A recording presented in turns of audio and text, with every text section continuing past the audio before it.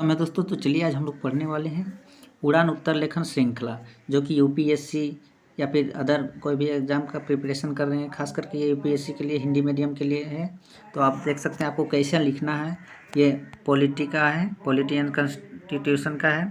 Topic है स्थानीय सरकार, संघ राज्य संबंध, संविधान संशोधन, local government, union state relation, amendment of constitution. सभी प्रश्न का आपको उत्तर लिखना अनिवार्य है फ्रेंड, तो कोई भी क्वेश्चन छोड़ना नहीं है।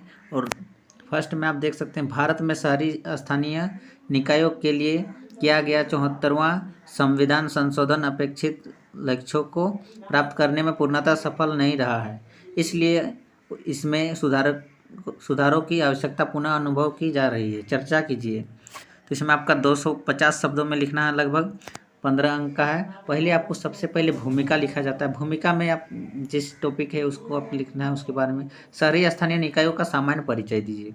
तो भूमिका में मुख्य भाग 74वें संविधान संशोधन के समक्ष विद्यमान सीमाओं को रेखांकित कीजिए मुख्य भाग में। नेक्स्ट आपका पॉइंट में देखिए, संविधान संशोधन अधिनियम में आवश्यक सुधारों को सुझाइए। नेक्स्ट आपका निष्कर्ष में विश्लेषण आधारित निष्कर्ष लिखना होगा, तभी आपका नंबर मार्क्स का अच्छा आएगा। तो देख सकते हैं, भारतीय संविधान में लोकतांत्रिक विकेंद्रीकरण की अवधारणा को क्रियान्वित करने के लिए 73वां तथा 74वां संशोधन किया गया है, लेकिन व्यवहारिक स्तर पर शहरी क्षेत्रों में लोकतांत्रिक विकेंद्रीकरण में अनेक समस्याएं उत्पन्न हुई है, जिसके कारण इनमें पुनः सुधारों की मांग की जा रही है। आपका पॉइंट वाइज लिखते जाना है। देखिए, अधिनियम में राज्यों के विवेक को ध्यान में रखते हुए कुछ अनिवार्य तथा कुछ स्वैच्छिक प्रावधानों को अपनाया गया था, जिसके कारण महत्वपूर्ण विषयों को राज्य सरकार द्वारा लागू ही नहीं किया गया, जिसके कारण अधिनियम का प्रभावी क्रियान्वयन नहीं हो सका है। संशोधन अधिनियम महापौर की स्थिति और कार्यात्मक अधिकार का प्रमोन है, और यहाँ महापौरों के चुनाव के तरीके में व्यापक विभिन्नता है। संशोधन अधिनियम यूएलबीएस के लिए स्पष्ट रूप से परिभाषित कार्य क्षेत्र की व्याख्या करने में विफल रहा है, और कार्यों के आवंटन के मामले में राज्य पहले की तरह शक्तिशाली बने हुए हैं। इस उद्देश्य के लिए समाविष्टि की गई है 12वीं अनुसूची में स्पष्ट नहीं थी। उदाहरण के लिए, अधिकांश राज्यों में ने अनुसूची 12 में सूचीबद्ध कार्यों को आंशिक या कुछ मामलों में सभी 18 कार्यों को सम्मिलित करने के लिए अधिनियमों में संशोधन किया है। नगर पालिका हेतु वित्तीय हस्तांतरण के लिए राज्य वित्त आयोग SFCS द्वारा दी गई सिफारिशों के आधार पर यूएलबीएस को ऐसे संसाधनों का कोई वास्तविक हस्तांतरण नहीं हुआ है जो उनके उत्तरदायित्व की पूर्ति हेतु आवश्यक है। इस टाइप से आपको लिखते जाना पॉइंट में। जीएसटी में यूएलबीएस को वित्तीय हस्तांतरण के संबंध में कोई प्रावधान नहीं किया गया है। इसके लिए अतिरिक्त इसमें अनेक स्थानीय करों को शामिल कर लिया गया है जो यूएलबीएस के कार्य क्षेत्र में शामिल थे। इनसे कई नगर पालिकाओं को पहले की तुलना में अधिक कमजोर एवं राज्यों पर और भी अधिक निर्भर बना दिया है, जिसमें ऐसी स्थिति उत्पन्न हो गई है जहां उनका एक बृहद कार्यक्षेत्र वित्त की कमी से प्रभावित है।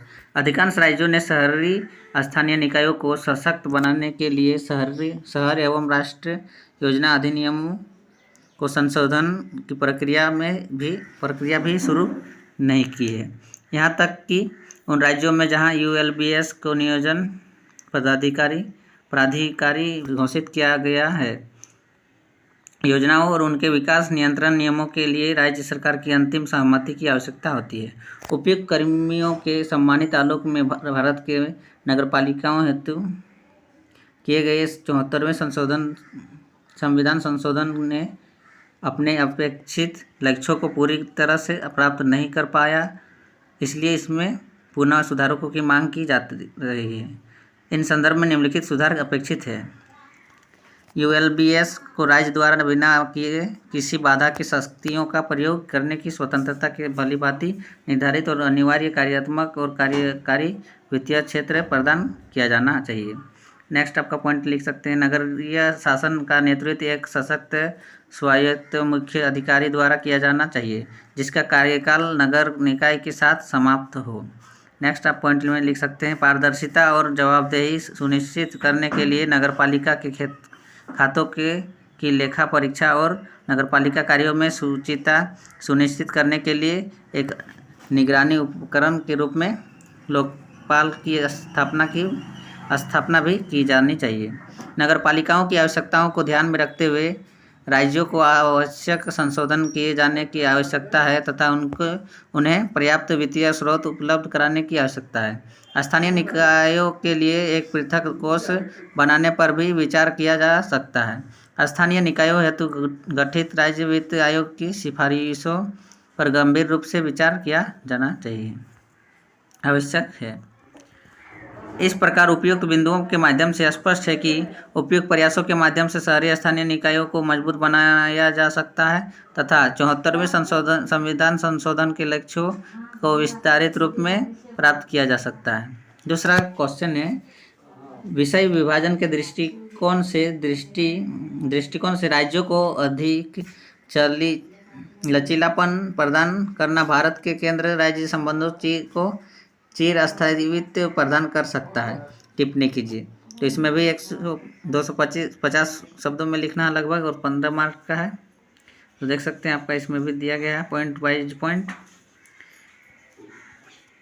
तीसरा प्रश्न है आपका, असममित संघवाद कुछ उप इकाइयों की आवश्यकता को बल प्रदान करता है। टिप्पणी कीजिए। इसमें भी आपका 250 शब्दों में लिखना है लगभग 15 मार्क्स का। तो इस टाइप से आपको भूमिका के साथ आपको लिखने से ज़्यादा बेटर रहेगा। और देख सकते हैं चौथा प्रश्न में है, भारतीय संघात्मक व्यवस्था में शासन के तीसरे स्तर को मजबूत करना संघवाद की अवधारणा को मजबूत कर सकता है। क्या आप इस कथन से सहमत हैं? अपने उत्तर के पक्ष में तर्क प्रस्तुत कीजिए। तो इसमें भी 15 मार्क का है, 250 शब्दों में लिखना है। फ्रेंड, इसका PDF आपको डिस्क्रिप्शन बॉक्स के लिंक में आपको दे दूंगा, वहाँ से आप डाउनलोड कर सकते हैं।